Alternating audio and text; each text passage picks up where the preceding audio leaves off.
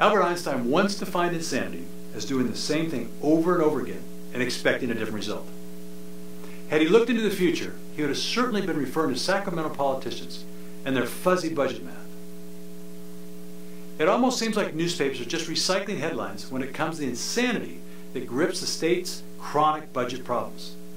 Another sham budget passes, and less than 2 months later, it's already out of balance. How often have we seen this headline? That's right, just 2 months after Democrats passed a budget, claimed it was balanced because revenue was higher than expected that month. The state tax revenues are down 10%.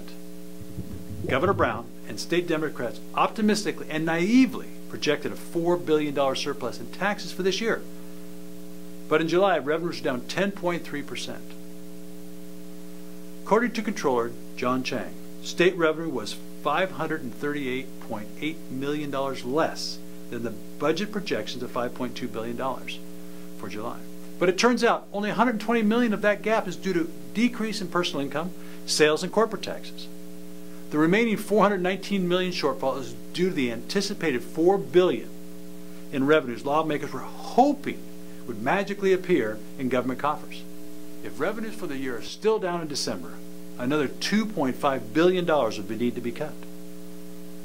With the latest economic news, it doesn't look likely that California will achieve its sunny expectations. But you brace yourself for a media blitz demanding higher taxes to save education and public safety. Is it any wonder government projections are always off base? Let's look at the anti-business tax increase measures that have taken place in just 2 months since the budget was passed. Governor Brown signs a bill that will impose a fire tax on rural communities.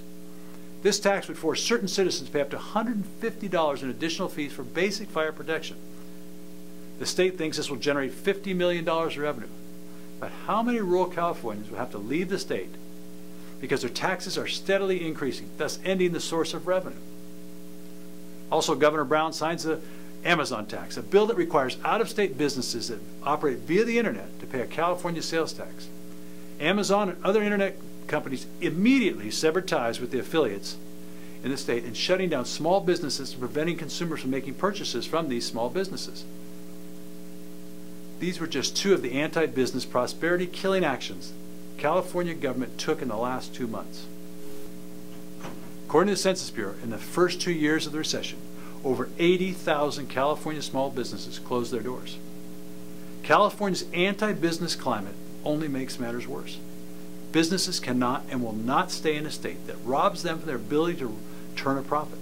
Every time a business leaves a state, it takes with it jobs California taxpayers would have held. No jobs, no income, no tax revenues. That's the fundamental math equation. Sacramento just can't understand that. Here's America's Prosperity's math solution. Lower taxes plus limited government equals jobs and prosperity. That's common sense.